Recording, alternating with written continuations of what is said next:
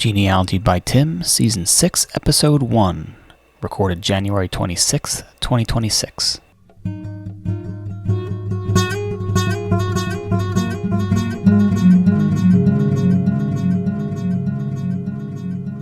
Hello, I'm Tim of Genealogy by Tim G, genealogybytim.com.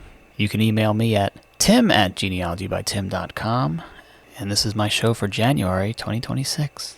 Had a pretty slow season last year. Fell off the wagon a little bit as my interests varied. Did a lot of exercise, but I made a New Year's resolution not to exercise this year, but to do more genealogy. And since I've got a snow day today, got about 8 to 10 inches out there, I got a day off of school. It's a perfect day to record a new genealogy podcast. This one will focus entirely on the Wetton family and their descendants of Elizabeth, New Jersey. So stay tuned for that coming up on Genealogy by Tim.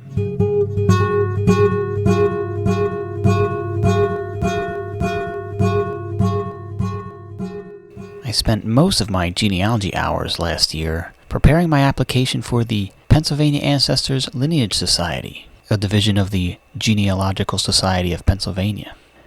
When I discovered that they redesigned their forms near the end of last year, I took a step back from preparing that document. I like the new form. I think it's better. I think there's a lot more room on there to enter your sources a little more completely. But I took one look at it and I was like, you know what? This seems like a big job to reformat the form. Why don't I take a break from this and work on another family line for a while? And then when I'm done that, I can come back to the PALS application rejuvenated and have that ready for submission sometime early in 2026. And the family line that I chose to work on in the meantime is the Wetton family of Elizabeth, New Jersey. This once again is from my paternal grandmother, Joan Harrison Graham. Her great-grandfather, William Pickersgill Harrison I, married a woman named Harriet Attwood shortly after his discharge from the United States Army after the Civil War. She was an English immigrant, born in 1843 and died in 1920, the daughter of Joseph Attwood and Sarah Allen. Joseph and Sarah had 4 daughters: Elizabeth Attwood, who was the mother of timber mogul Russell Hawkins; Harriet Attwood, who was my direct ancestor; Anne Attwood, who would marry Charles Wetton and start a family in Elizabeth, New Jersey; and Ellen Attwood, who would marry Alexander Berry and start a family in Philadelphia. Anne Attwood married Charles Wetton in 1870 and bore her 2 children in Philadelphia before the family moved to Elizabeth, New Jersey, sometime in the 1870s. Charles Wetton was born in England, but he had already been living in Elizabeth, New Jersey, so it was a return home for him. Anne Attwood and Charles Wetton were actually first cousins. Anne Attwood's mother, Sarah Allen, and Charles Wetton's mother, Susanna Allen, were sisters.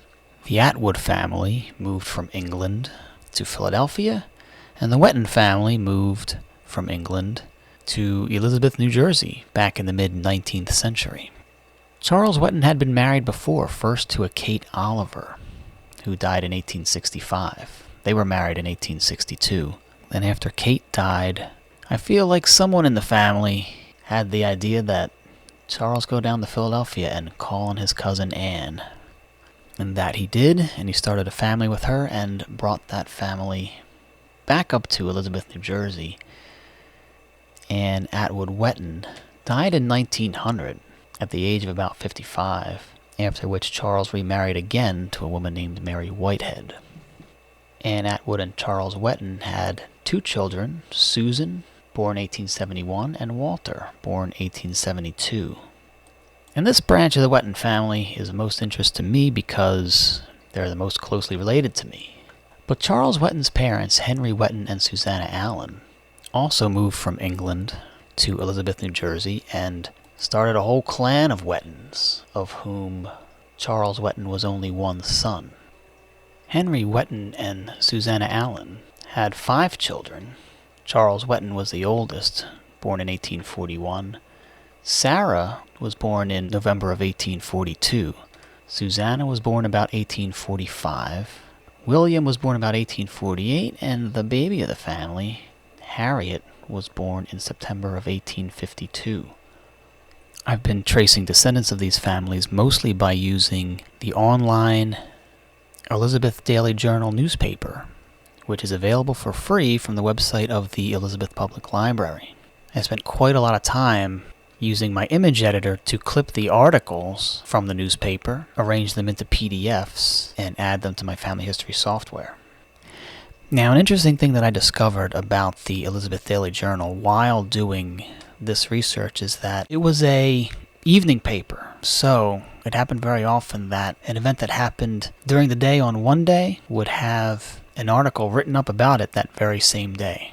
So if I knew that an ancestor died on a Tuesday, there may well be an obituary in the Tuesday evening paper. And that's different from most other papers that I've researched in my experience as a genealogist, like the Philadelphia Inquirer, for example, is a morning paper. So typically I would look for obituaries the following day after the event.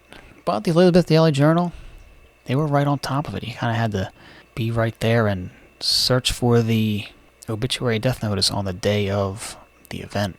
Another interesting thing about the Elizabeth Daily Journal is that they published a lot of funeral notices in addition to death notices and obituaries. So it took me a while to catch on to this, but I just kept looking and seeing like, wow, there's a lot of funeral of this person, funeral of that person. After having gathered a whole lot of obituaries and death notices, I started going back and looking for funeral notices and found several.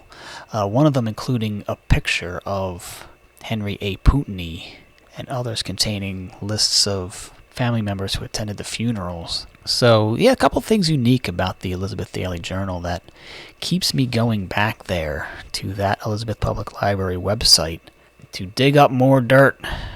Well, not just dirt, but good stuff. Good stuff about the Wettons. And this, of course, has become a deep rabbit hole. Every time I feel like I'm just about exhausted of everything to learn about the descendants of Henry and Susanna Wetton, I stumble into another hole. I'm stuck there for several more days or weeks. I think I'm almost done with this, but who knows what I'll find tomorrow. I'll be on this for a couple more weeks, and eventually the goal is to wrap up Descendants of the Wettons and return to my Pennsylvania Ancestors Lineage Society application. And of course, when I get around to do that, you'll hear about it here.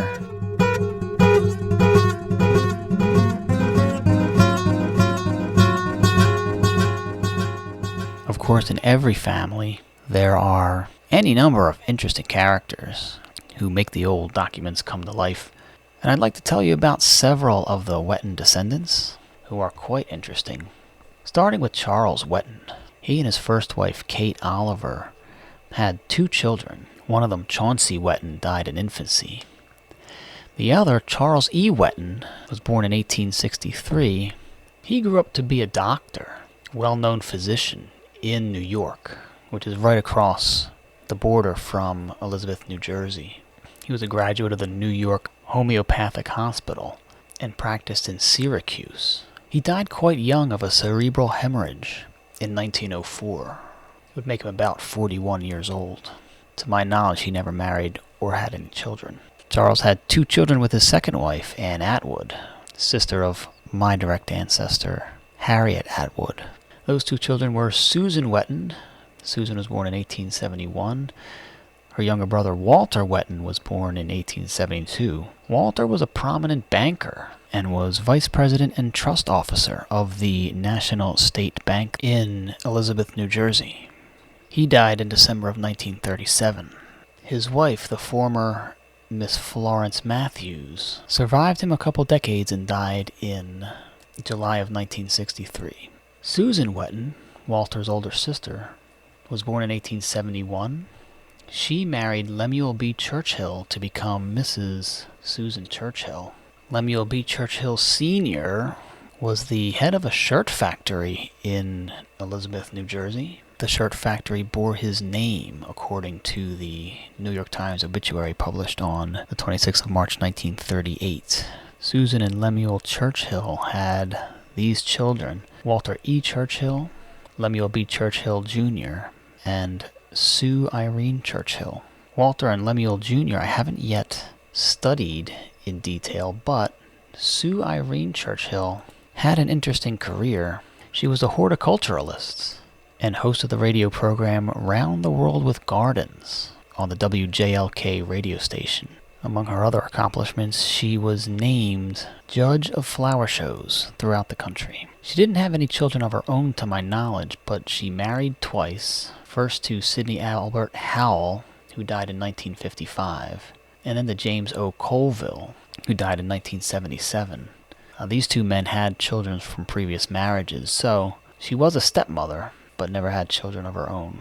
In Sue Irene Colville's 1977 obituary, in Mrs. James Colville's obituary, published in the Asbury Park Press on the 9th of March 1977, Sue is described as a member of the Physical Therapy Society, a member of Red Bank Chapter No. 70, Order of the Eastern Star, the White Shrine of New Jersey, and a charter member of the Soroptimist Club of Red Bank. And the Soroptimist Club still is active today. You can visit the national organization's website at soroptimist.org, and they describe themselves as a volunteer organization that provides women and girls with access to the education and training they need to achieve economic empowerment, specifically those facing significant obstacles. And that sounds to me like quite a worthy cause. If you are interested in that sort of thing, check out soroptimist.org.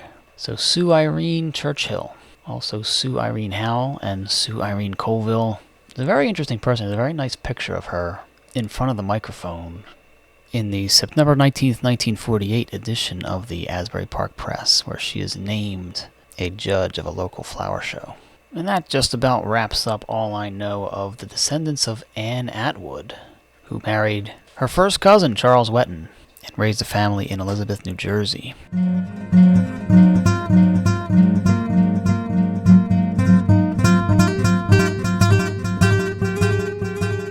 Henry and Susanna Wetton had 4 other children besides Charles. There was Sarah Wetton, born 1842, died 1904. She married Henry A. Puntney, who was a steamboat captain in various places around the country, and it says in his obituary of June 16th, 1916, for a number of years Mr. Puntney owned and operated a line of tugs and other vessels, and he became known among the people as Captain Puntney, a title which clung to him through life. At the time of his retirement from active life about 13 years ago, he was chief engineer of the Starin line of steamboats to Glen Island. It also says when the volunteer fire department was in operation, Mr. Puntney was an active member of Engine Company No. 4. So, steamboats and fire companies for Mr. Henry Puntney, who was born in 1830 and died in 1916. Sarah Wetton and Henry Puntney had 5 children: William Puntney, Henry A. Puntney Jr., Susan Puntney, Sarah Puntney Jr., and Sidney Puntney. Sidney Puntney died as an infant, born and died in 1876, and this was the youngest of the children. The oldest, William H. Puntney, moved with his wife Lillian Hatfield to Boston. Next, Henry A. Puntney moved with his wife, Nettie Patterson, to Texas. There, Henry A. Puntney Jr. found a second wife, Frances Corina Mountain. Susan Puntney married William H. Manville. William H. Manville was a deacon of the Second Presbyterian Church.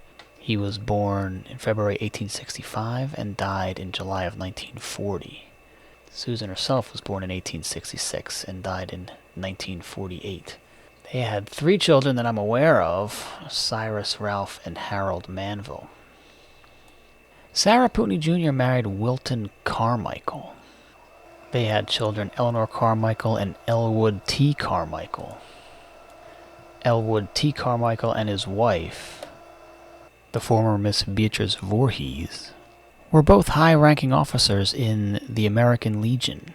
Mrs. Voorhees being a high-ranking officer in the Women's Auxiliary. So they weren't both in the same organization. They separated these for men and women. But they were both high-ranking officers in their respective organizations. Next in line, under the descendants of Henry and Susanna Wetton, is Susanna Wetton and her husband William H. Miller. I don't know too much about the life of the Millers, but they did have 3 children: Sarah, Martha, and William. Martha married a George W. Dowers. And William I'm not too sure about. I haven't researched him that much. But the ones I know most about are Sarah Miller and her husband Charles E. Carleton. Charles E. Carleton was the proprietor of a yarn and embroidery shop in Asbury Park, New Jersey, and was one of the founders of the YMCA there. Sarah and Charles had a daughter, Helen Miller Carleton, who married a William Cuthbert Gray. William Cuthbert Gray was a shipping manager for the A.L. Burbank & Son Steamship Company. And their son, Duncan Carleton Gray, was born in 1927, and he died in 2019, so we're getting close to the common era here. But Duncan Carleton Gray was a structural engineer. His obituary is online at legacy.com. It says in 1962, Duncan settled permanently in the Washington, D.C. area and opened his business. Duncan C. Gray, consulting structural engineer. He designed many of the office buildings, apartments, houses, and hotels in the Crystal City area and in the District of Columbia. He later partnered with Arthur Heinzman, forming the firm Gray and Heinzman. Duncan was an avid traveler and had a lifelong love of the ocean. He built and sailed a 31-foot sailboat on the Chesapeake Bay.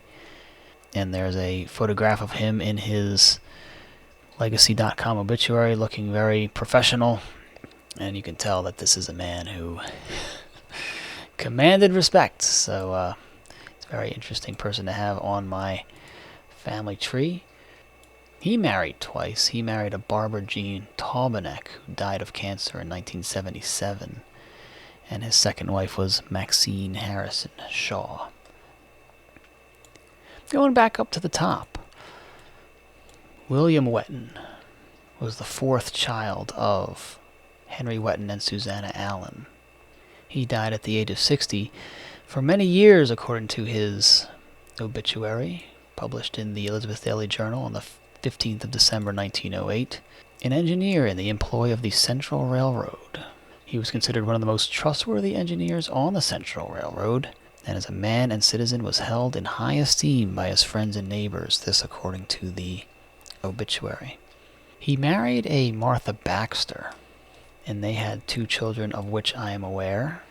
A Harry L. Wetton, who was born in 1872, and a Sarah B. Wetton, who was born in about 1874.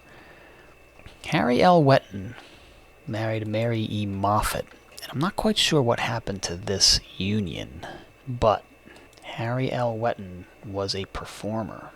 He was a violinist and a vaudeville performer and band leader. And this is what was said about him in 1961. It's well after his death in 1940. Valentine A. Fallon was a reporter at the Elizabeth Daily Journal, was reminiscing some of the good old days. And he writes in an article entitled "Abundance of Talent Puts City Near Top of Minstrel List." He wrote of Harry L. Wetton. Another important role, in fact the most important, was the coach. This is where Harry Wetton deserves a mention. He was a first-class violinist and played for years at the Proctor Theater, but he was always happiest when putting a minstrel show together. He had the faculty of bringing out the best in any talented player, but he was strict and demanded perfect memory of every performer's lines. Illustrating Wetton's discipline was the occasion when one of the performers, whose name we won't mention, always was unsure of his lines during rehearsal, but he assured Wetton that during the performance he'd be perfect.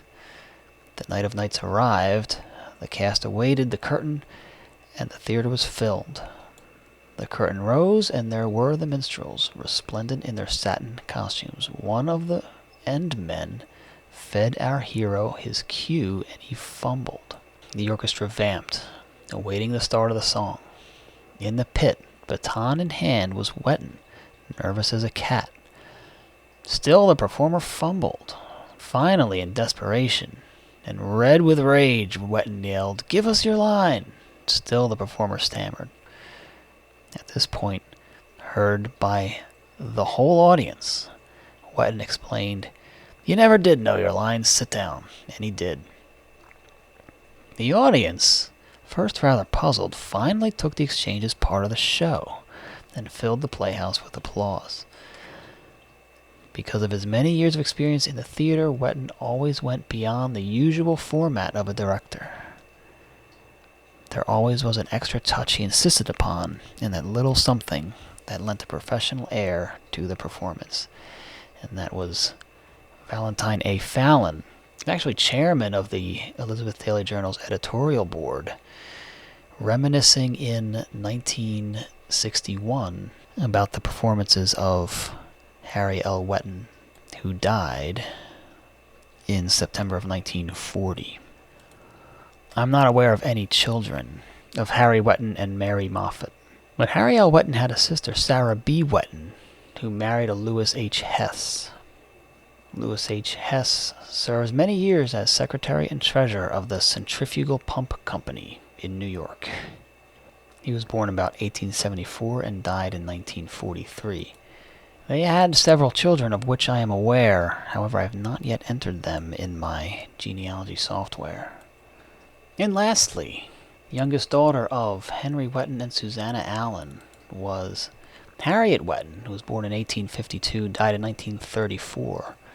She married Charles Bullinger in 1871. Charles Bullinger was a corporal in the Civil War, and then later established a ferry between Elizabeth, New Jersey and Staten Island, and he was captain of the steamer. This according to his obituary of August 4th, 1905 in the Elizabeth Daily Journal.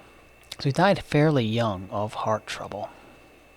In addition to being a captain, he was also a fireman, a member of the former Osceola, am I pronouncing that right? Osceola Hose Company, and at one time the chief engineer of the Elizabeth Fire Department. He was also a member of the Judson Kilpatrick Post, number 64, Grand Army of the Republic, Essence Lodge, number 49, Free and Accepted Masons, and of the United Harbor Pilots Association. So you see a lot of common themes here, especially between Charles Edward Bullinger and his brother-in-law, I guess you'd say, Henry A. Pountney, who were both steamboat captains, both firemen.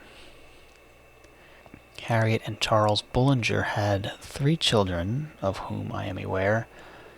Mary, born in 1873, Eugene, born in 1876, and Fanny, born in 1879.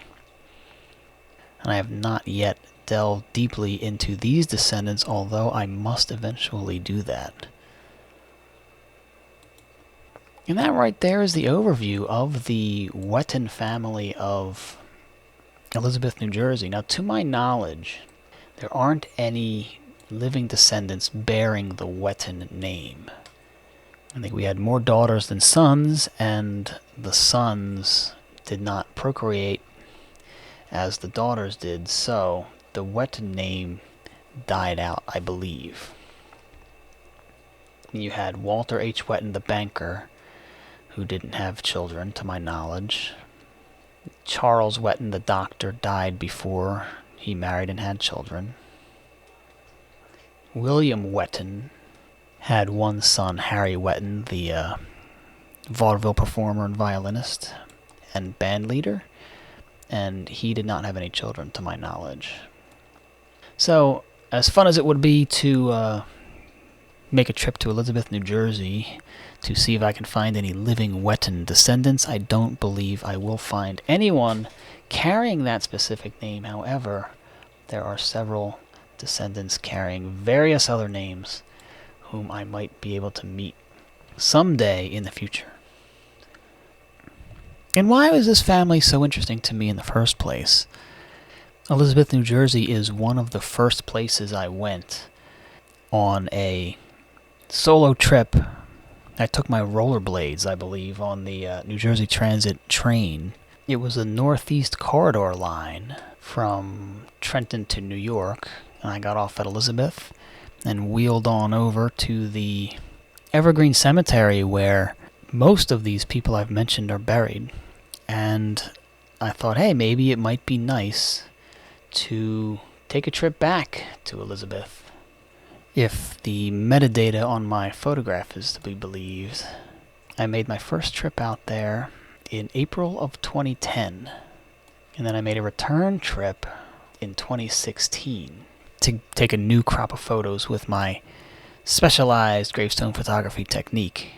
And I haven't been back since, but now that I've been doing all this research, I can hopefully maybe one day this summer head on back to Evergreen Cemetery just outside of Elizabeth, New Jersey, and take a whole crop of new photos of newly discovered relatives.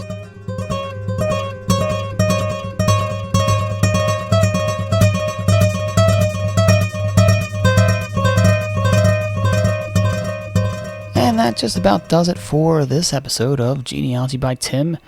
I hope you tune in next month where I will be talking about either more about the Wettons, or my application to the Pennsylvania Ancestors Lineage Society, or something else completely different that might pop up between now and then. Until then, keep on digging. Your next family history adventure awaits.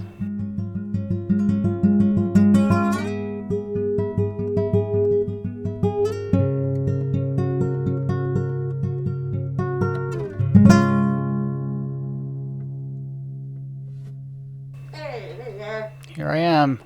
I'm recording my podcast while I have chance. Well, I'm recording my podcast. So, yeah.